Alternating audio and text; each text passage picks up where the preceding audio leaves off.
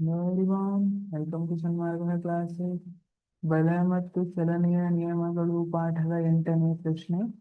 7.5 kg ತೂಕದ ಬಂದೂಕಿನಿಂದ 0.02 kg ತೂಕದ ಗುಂಡನ್ನು ಹಾರಿಸಲಾಗುತ್ತದೆ.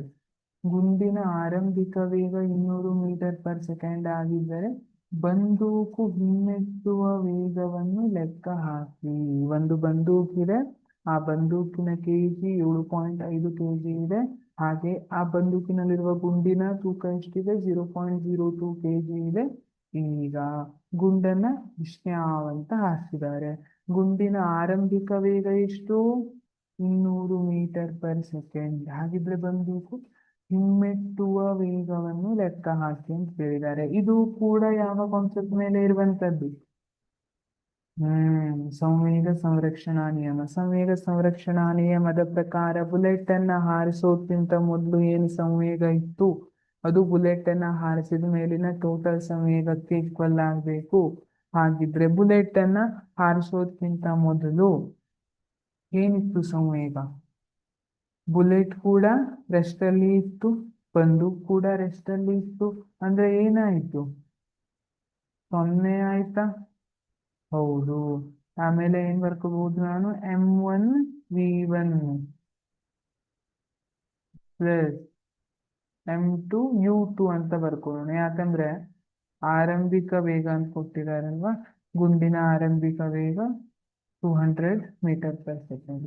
ಇಲ್ಲಿ ಏನೇನ್ ಕೊಟ್ಟಿದ್ದಾರೆ ಮೊದಲು ಬರ್ಕೊಬಿಡೋಣ, ಅವಾಗ ನಮ್ಗೆ ಸಬ್ಸ್ಟಿಟ್ಯೂಟ್ ಮಾಡ್ತಾ ಹೋಗಿ ಈಸಿ ಆಗುತ್ತೆ.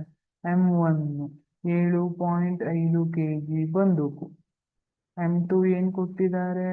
0.02 kg ಗುಂಡು.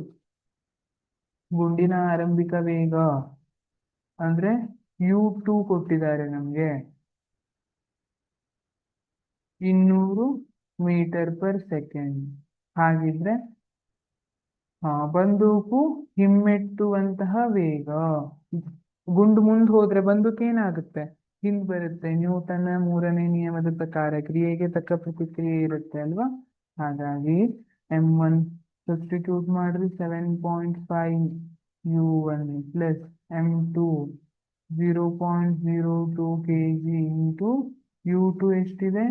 200 metre per second equal to 0 ಮಾಡಿದ್ರೆ ಎಷ್ಟು ಬರ್ತಾ ಇದೆ?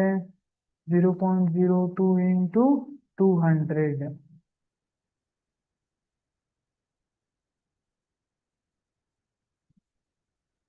4 7.5 u1 plus 4 is equal to 0.